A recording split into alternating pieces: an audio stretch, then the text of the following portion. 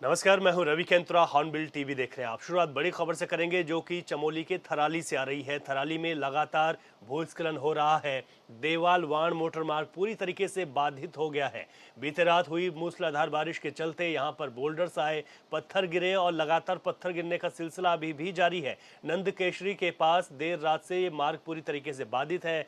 ऐसे में यहाँ जो दर्जनों गाँव है उनसे संपर्क टूट गया है। पहाड़ी से लगातार पत्थर गिर रहे हैं, लोगों को काफ़ी दिक्कतें यहाँ पर हो रही हैं। तो लगातार भारी बारिश के चलते पहाड़ पर इस तरीके की स्थितियाँ बनी हुई हैं। ये तस्वीर आपको देवाल मोटर मार्ग की बता रहे हैं, जहाँ पर वाण तक जाने का ये रास्ता बाधित हो गया है। दर्जनों ऐसे गांव हैं जिनका संपर्क टूट गया है।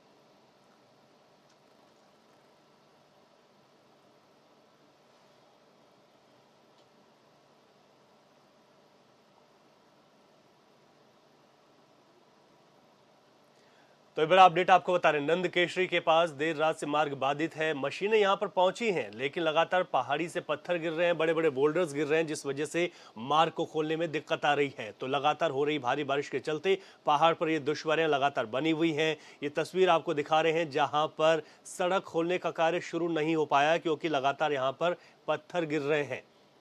तो आपको बड़ी खबर बता दें, जहां पर ये दिक्कतें हो रही हैं थराली में। थराली देवाल वाणा मोटर मार्ग बाधित हो गया है और थराली देवाल वाणा मोटर मार्ग के बीच बात करें तो दर्जनों गांव आते हैं जहां से संपर्क टूट गया है। यहां पर लगातार पहाड़ी से पत्थर गिरने का सिलसिला भी जारी है। ज्यादा जानकारी लेते हैं, हमारे संवाददाता मोहन गिरी फोन लाइन पर हमारे साथ हैं। मोहन, अभी ताजा अपडेट बताइए, क्या है, क्या यहाँ पर मार्ग खोलने का कार्य शुरू हो पाया?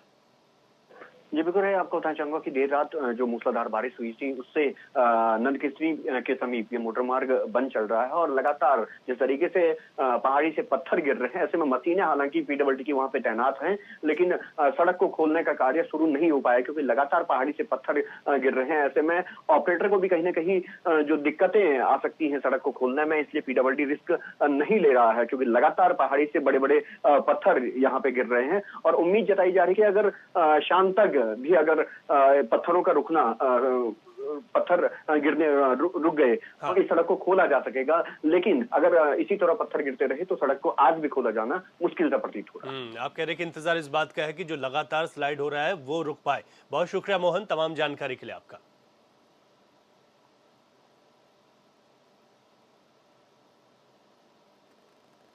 और अगली बड़ी खबर हरिद्वार से है, जहां पर रुड़की विकास प्राधिकरण की ओर से बड़ी कार्रवाई की गई है। तो ये बड़ा अपडेट आपको बता रहे हैं, हरिद्वार रुड़की विकास प्राधिकरण की ओर से बड़ी कार्रवाई की गई है। कोर कॉलेज के प्रबंधक का अवैध निर्माण सील किया गया है। टीम ने क्षेत्र में निरीक्षण किया था, जहां पर अनाधिकृत निर्माण पाया गया, जिसके बाद ये बड़ी कार्रवाई हुई है और यहाँ पर सील किया गया है। प्राधिकरण की ओर से ये भी कहा गया है कि ये कार्रवाई लगातार जारी रहेगी, यानी कि जो और अवैध निर्माण अगर हुए हैं तो एचआरडीए यहाँ पर भी कार्रवाई करेगा। तो ऐसे में जो अवैध निर्माण हुए उनमें लोगों में भी हड़कंप जरूर मचा हुआ है। तो बड़ा अपडेट बता रहे हैं आपको हरिद्वार से, जहां पर हरिद्वार रुड़की विकास प्राधिकरण ने कोर कॉलेज के प्रबंधक का अवैध निर्माण सील कर दिया है और ये निरीक्षण के दौरान एचआरडीए को मिला है। एचआरडीए ने यह भी कहा है कि अभी भी उनके क्षेत्र में अगर कोई भी इस तरीके का अवैध निर्माण हुआ हो तो उस पर कार्रवाई होगी, क्योंकि उनका निरीक्षण लगातार जारी है। तो हरिद्वार से ये बड़ा अपडेट आपको बता रहे हैं, हरिद्वार रुड़की विकास प्राधिकरण की कार्रवाई हुई है। कोर कॉलेज के प्रबंधक का बनाया गया अवैध निर्माण सील किया गया है। तस्वीरें भी आ गई हैं, आप देख सकते हैं कि यहाँ पर प्राधिकरण की ओर से बड़ी कार्रवाई की गई है। अवैध निर्माण पर ये शिकंजा कसा जा रहा है। एचआरडीए ने यह भी साफ किया है कि अगर इस तरीके का कोई भी अवैध निर्माण होगा तो उस पर कार्रवाई तय है। तो हरिद्वार रुड़की विकास प्राधिकरण की ओर से बड़ी कार्रवाई की गई। टीम ने इस पूरे क्षेत्र में निरीक्षण किया है और भी ऐसे कई अवैध निर्माण होने की सूचना टीम के पास है, जिस पर आने वाले समय में कार्रवाई देखने को मिल सकती है। ज्यादा जानकारी लेते हैं, हमारे संवाददाता हरिद्वार से मनोज कश्यप हमारे साथ फोन लाइन पर हैं। मनोज, और क्या कुछ जानकारी मिल पा रही है? एचआरडीए की ओर से बड़ी कार्रवाई है, क्या कुछ और ऐसे अवैध निर्माण एचआरडीए की गिरफ्त में आ सकते हैं? बिल्कुल देखिए, अभी लगातार ये हरिद्वार रुड़की विकास प्राधिकरण की ओर से जो अवैध कॉलोनी है या फिर अवैध निर्माण है, उनको नोटिस थमा दिया जाता है और नोटिस का जवाब न आने पर उनको ध्वस्तीकरण की कार्रवाई भी की जाती है। ताजा मामला कोर यूनिवर्सिटी रुड़की से सामने आया, यहाँ पे कॉलेज की एक बड़ी बिल्डिंग का निर्माण चल रहा था। यहाँ पे विभाग के द्वारा एक नोटिस थमाया गया था कॉलेज को, 11 जुलाई तक उसका जवाब भी मांगा गया था, लेकिन कॉलेज की तरफ से कोई जवाब नहीं दिया गया, जिसके बाद यहाँ पे एचआरडी की तरफ से सीलिंग की कार्रवाई की गई है। यहाँ पे रवि, हमने देखा है कि लगातार सबसे पहले जब नोटिस दिया जाता है किसी भी कॉलोनी डाइजर को या फिर किसी बिल्डिंग जो बनाता है उस व्यक्ति को जब नोटिस दिया जाता है, उसको एक समय दिया जाता है कि इतने दिन में आपको जवाब देना होगा। जवाब संतोषजनक नहीं आने पर उसके ऊपर कार्रवाई की जाती है, पहले सीलिंग की कार्रवाई की जाती है। उसके बावजूद भी यदि उस बिल्डिंग का नक्शा पास नहीं कराया जाता, बिना नक्शे के इस बिल्डिंग का निर्माण किया जाता है, तो फिर उसकी ध्वस्तीकरण की कार्रवाई भी की जाती है। हालांकि अभी जो कॉलेज है उसको नोटिस दिया गया था, 11 जुलाई तक इसका जवाब मांगा गया था। जवाब ना देने पर अब कॉलेज में जो है यहाँ पे सीलिंग की कार्रवाई की गई है। जी रवि। ठीक है, बहुत शुक्रिया मनोज तमाम जानकारी के लिए आपका। आगे बढ़ते हैं। उत्तराखंड में निकाय चुनाव कब होंगे, इसकी चर्चाएं एक बार फिर तेज हो गई। अब जानकारी ये मिल रही है कि अक्टूबर के आखिरी हफ्ते में ये चुनाव हो सकते हैं। सरकार ने इस टाइमलाइन के साथ तैयारियां तेज कर दी हैं। बताया जा रहा है कि ओबीसी आरक्षण से लेकर निकायों के परिसीमन जैसी सभी तैयारियां 15 सितंबर से पहले पूरी कर ली जाएंगी, जिसकी जानकारी शहरी विकास मंत्री प्रेमचंद अग्रवाल ने दी है। उन्होंने बताया कि मतदाता सूची पूरी हो गई है, 4 निकायों को छोड़कर बाकी सीमांकन की कार्रवाई पूरी हो गई है। उन्होंने ये भी कहा कि बची हुई प्रक्रियाएं जो हैं वो भी जल्द सरकार पूरी कर देगी और सरकार निकाय चुनाव के लिए आगे बढ़ेगी।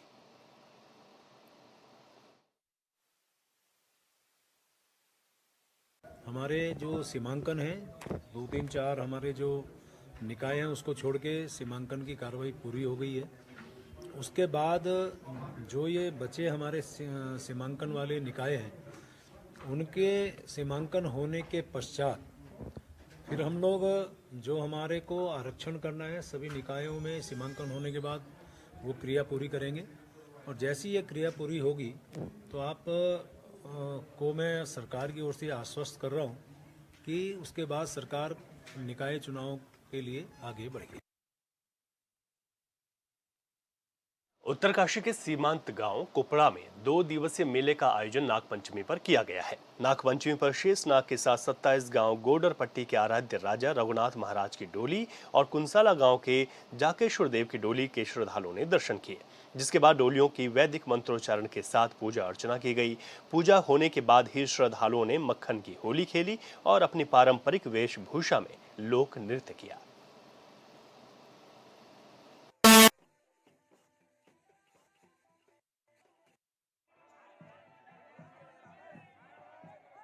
सबसे पहले तो हम लोग जो है यहाँ पे जो नाग पंचमी का जो महोत्सव मनाया गया, तो वो कई वर्षों से हम लोग आते हैं और आशीर्वाद लेने आए थे यहाँ पे, और अच्छा कार्यक्रम हुआ है। और हम यहाँ पे नाग देवता को अपने जो हमारे व्यापार मंडल कथा होनी है वहाँ पे आमंत्रित करने के लिए आए थे, और महाराज जी ने हमें आशीर्वाद दिया है। और वो 26 अगस्त से जो कथा होनी है उसमें भी हमारे महाराज जी साथ आमंत्रित रहेंगे, और बहुत अच्छा कार्यक्रम हुआ है। मैं शेषनाग महाराज जी के आज नाग पंचमी के अवसर पर यहाँ पे आई हूँ देवता महाराज के दर्शन के लिए। कैसा लग रहा है आपको? बहुत अच्छा लग रहा है, बहुत ही अच्छा लग रहा है। मनोकामना लेके आए हैं? जी जी बिल्कुल। मुझे हर वर्ष की बात यहाँ पर हमारा जो शेषनाग जी की नाग पंचमी का कार्यक्रम होता है, जिसमें होली की वो माखन की होली होती है, दूध की माखन से उसे देवता शेषनाग की पूजा होती है। और जितने भी श्रद्धालु यहाँ पे आते हैं उनका सब दुख हरण शेषनाग जी करते हैं। और जिस व्यक्ति का सर्वकाल योग दोष है उसी का सबसे बड़ा महत्व आज के दिन यहाँ पे है, क्योंकि सर्वकाल योग दोष के बारे में नाग पंचमी का ही पर्व मनाया जा रहा है। कि हमारा पुलिस नागदेव है, हम जो आज ग्राम कुपड़ा में आए हैं पुलिस नागदेव देव के सानिध्य में, और इनका आदेश हमें हुआ है। और बहुत दिनों से हमारी इच्छा थी कुपड़ा आने की, इसलिए जो है आप आदेश हुआ है महाराज का, तो हम कुपड़ा पहुंचे हैं और सत सत प्रणाम करते हैं। कैसा लग रहा है आपको यहाँ? बहुत अच्छा लग रहा है, बहुत बढ़िया लग रहा है। और जो है यहाँ पर बहुत रमणीक जगह है कुपड़ा, और हम नाग देवता को बार बार प्रणाम करते हैं।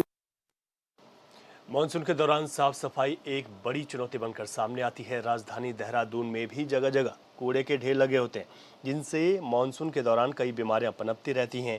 वहीं शहर में लगातार फॉगिंग की व्यवस्था की जा रही है। शहर के रिहायशी इलाकों में गमलों में, निर्माणाधीन भवनों में, साथ ही नर्सरी पर भी निगरानी रखी जा रही है।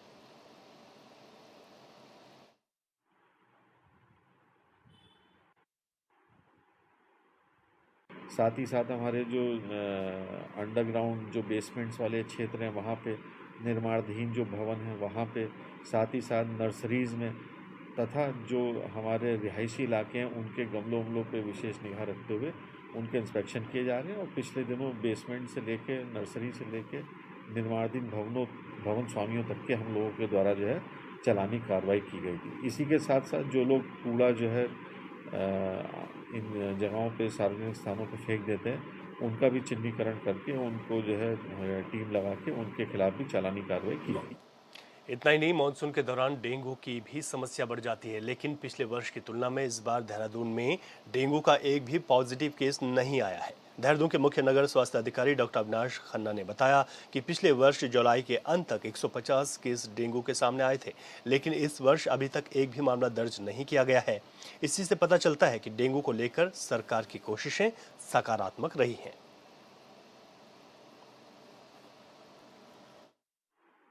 गत वर्ष की भांति अगर हम यदि उसके कंपैरिजन करें तो पिछले वर्ष 2 जुलाई को पहला केस आया था और जुलाई अंत में लगभग 150 केसेस हो गए थे। और अभी हमारा जो है आज हम 9 अगस्त में हैं। यह आपको जानकर हर्ष होगा कि हम लोगों की मेहनत अभी तक सफल हो गई है। अभी तक डेंगू का हमारे देहरादून के अंदर 0 केसेस रिपोर्टेड हैं तथा अन्य अस्पतालों में भी जैसे मालूम किया गया, जाके भी देखा गया है निरीक्षण के दौरान कि अभी बुखार के भी केसेस 0 हैं हमारे यहाँ पर रिपोर्टेड। तो इसका मतलब है कि अभी हम लोग काफ़ी अच्छे तरीके से अभी तक इस स्थिति को हम लोग जो है नियंत्रण में रखे गए हैं तथा हमारी कार्य योजना इस तरीके से बनाई गई है कि आने वाले दिनों में भी हम इसका डटकर मुकाबला करें। केंद्र सरकार ने गुरुवार को ही लोकसभा में वक्फ संशोधन बिल 2024 पेश किया, जिसके बाद विपक्ष ने हंगामा शुरू कर दिया और बिल का भारी विरोध किया। कुछ पार्टी के नेताओं ने तो यह तक कह दिया कि वक्फ संशोधन बिल से साबित होता है कि मोदी मुसलमान विरोधी पार्टी है। लेकिन हैरानी की बात यह है कि उत्तराखंड वक्फ बोर्ड के अध्यक्ष ही कह रहे हैं कि बोर्ड की जांच हो तो देश का सबसे बड़ा घोटाला इसी में निकलेगा। इस रिपोर्ट में देखिए।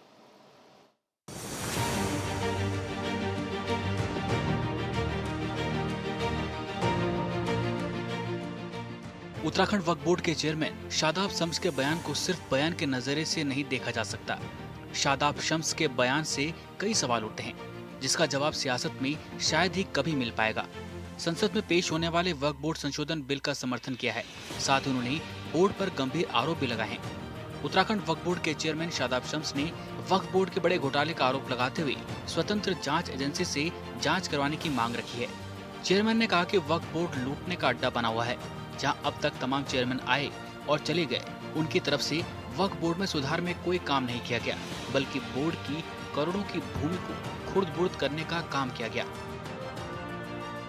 हमारे पास कितनी संपत्ति आई पूरी की नहीं आई, अगर वो बीच में गायब हुई तो क्यों गायब हुई?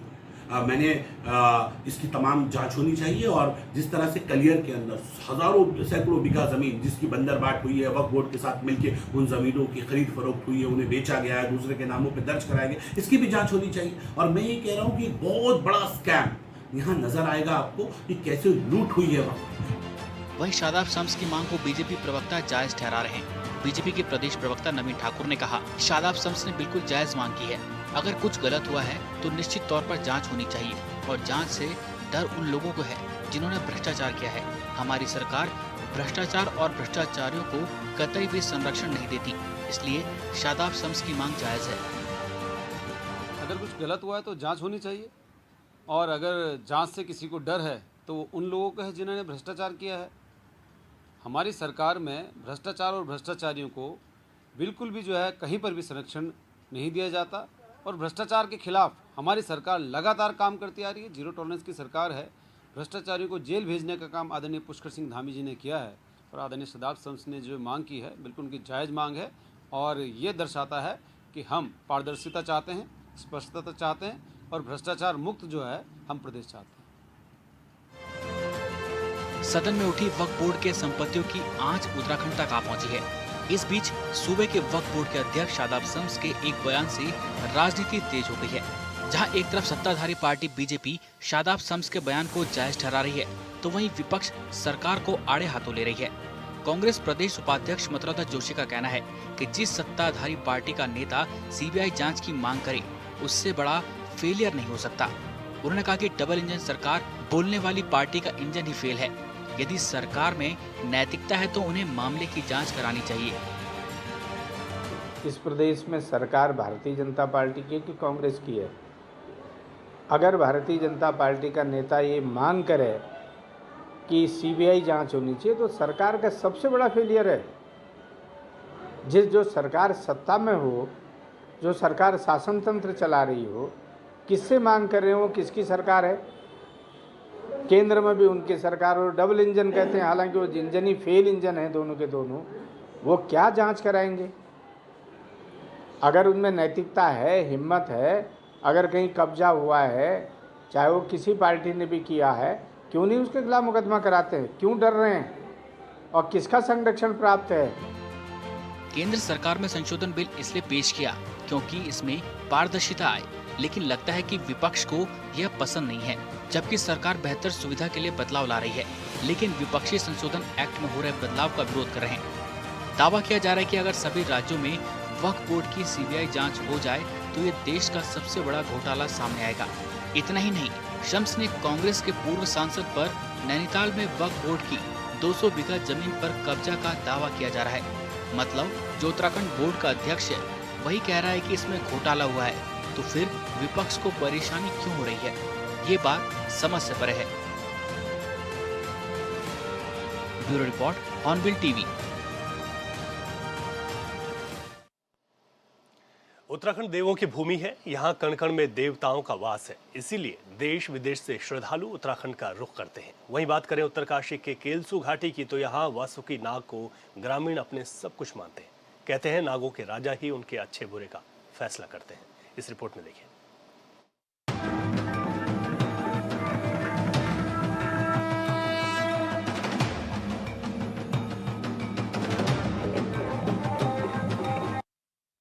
उत्तराखंड के उत्तरकाशी में नागलोक, यहाँ विराजते हैं वासुकी नाग देवता। गांव-गांव यहाँ नाग देवता की होती है पूजा। उत्तराखंड के सीमांत जनपद उत्तरकाशी मां गंगा और यमुना का उद्गम स्थल है। कहते हैं कि ये बाबा काशी विश्वनाथ की भूमि है। यहाँ आकर ऐसा लगता है कि स्वर्ग से भी सुंदर जगह आ गए हैं। यहाँ की संस्कृति में भी भगवान का वास है। कलसू घाटी में आजकल मेलों की धूम है। कलसू का मतलब होता है कैलाश, यानी भगवान शंकर की भूमि, जिसका साक्षात उदाहरण डोडी ताल में भी मिलता है। यहाँ भगवान गणेश की जन्म स्थली है। नाग देवता के बारे में जितना भी कहा जाए कम है। मैं योग शिक्षक हूँ और जो नाग जो कहा जाता है वो कुंडली योग में भी इसका है और बहुत इसकी महिमा है। मैं बचपन से हम लोग बहुत मानते हैं। गांव-गांव में, प्रत्येक गांव में नाग देवता की स्थापना हुई है और इसके पुजारी जो हैं उसको विशेष तौर पर नोटियाल लोगों को चुना गया है। नाल के जो पुजारी है वो गणेशपुर से आता है पूजा करने के लिए। तो इसकी विशेषता जितनी भी कहा जाए कम है। तो इसको तो हम सब कुछ इसी को मानते हैं, नाग देवता को ग्राम देवता मानते हैं हम उनको। तो आज ये भव्य प्रोग्राम हमारे ग्राम सभा लोगों ने सब किया, ग्राम प्रधान ने, नवयुवक साथियों ने, तो बहुत आनंद आया हमको भी। ग्राम सभा नाड़ भगवान वासुकी नाग देवता यहाँ पर विराजमान है और मैं आप सभी को ये बताना चाहूँ कि भगवान वासुकी नाग देवता का जो उद्गम स्थल है ये मुद्गताल में है और मुद्गताल में ही भगवान वासुकी नाग देवता उत्पन्न हुए है। और भगवान वासुकी नाग देवता जो हैं ये शंकर भगवान के जो गले में विराजमान है।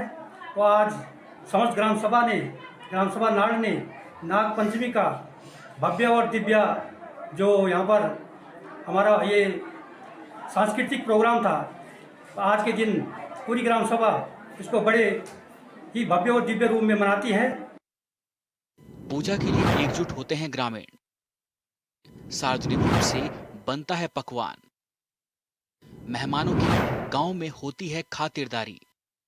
आज हम बात कर रहे हैं नागलोक की, यानी कि वासुकी नाग की, जिसे नागों का राजा कहा जाता है।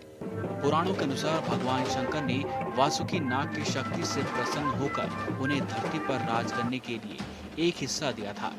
आज हम दिखाते हैं आपको वह स्थान जहां नाग पंचमी को साक्षात दर्शन होते हैं वासुकी नाग के। जनपद उत्तरकाशी के कलसू घाटी में आजकल मेलों की धूम है। यहाँ के आराध्य देव वासुकी नाग देवता हर गांव में पूजे जाते हैं। महिला पुरुष ताल से ताल मिलाकर रासों नृत्य करते हैं। हर घर में पकवान बन रहे हैं। गांव में आने वाले हर इंसान की खातिरदारी में ग्रामीण जुटे हैं। यह नाग देवता वासुकी नाग देवता है और ये जो पूरा भूमंडल है ये 9 खंडों में विभाजित है।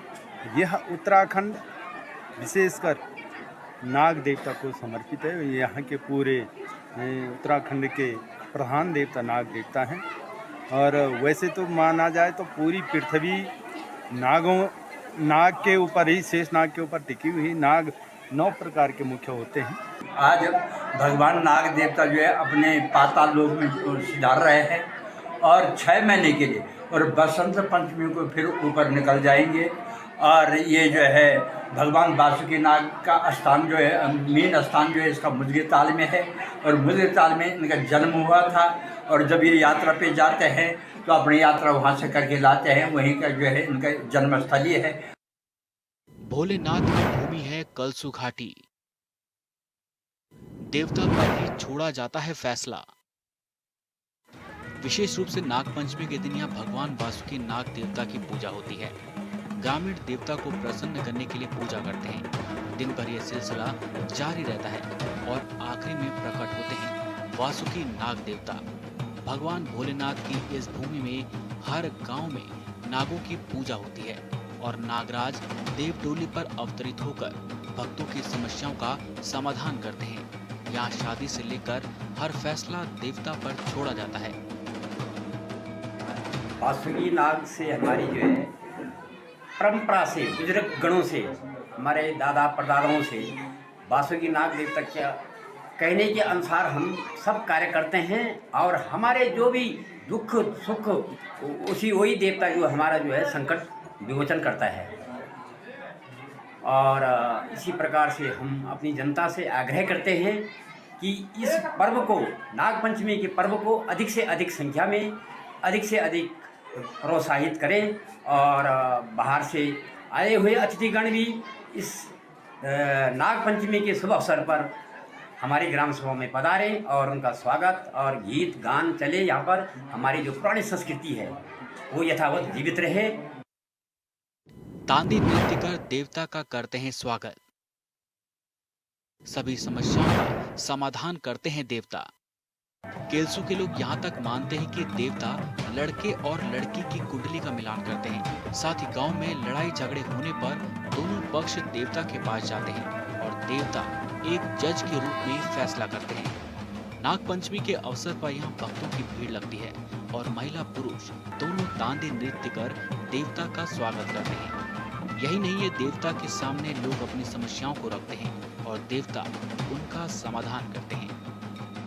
आज हमारे नाग देवता के नियमानुसार और जो हर साल श्रावण महीने में नागपंचमी के रूप में मनाए जाते हैं, उसे हमारे ग्राम सभा के सभी लोग, महिला पुरुष बड़े हर्षोल्लास के साथ मनाए जाते हैं। ये एक पारंपरिक त्यौहार के रूप में इसे मनाया जाता है और जिसमें मैं गुजारिश करूंगी सभी से कि इस बार थोड़ा कम लोग थे तो अगली बार ज़्यादा से ज़्यादा लोग इस नागपंचमी में शामिल होने का कष्ट करेंगे। उत्तराखंड के गढ़ कण की है मान्यताएं। उत्तराखंड को कहा जाता है देवों की भूमि। कुल मिलाकर ये कह सकते हैं कि केलसू घाटी के लोग एकजुट होकर रहते हैं और सभी साथ मिलकर पूजा पाठ करते हैं। किसी भी घर में किसी भी तरह की समस्या होती है तो गांव के लोग आराध्य देवता से गुहार लगाते हैं और गांव के लोग मानते हैं कि उनकी समस्याओं का समाधान भी होता है। उत्तरकाशी से हॉर्नबिल टीवी के लिए दीपक नौटियाल की रिपोर्ट। और इस बुलेटिन में अभी के लिए इतना ही। खबरों से अपडेट रहें और देखते रहें हॉर्नबिल टीवी। इजाजत दीजिए, नमस्कार।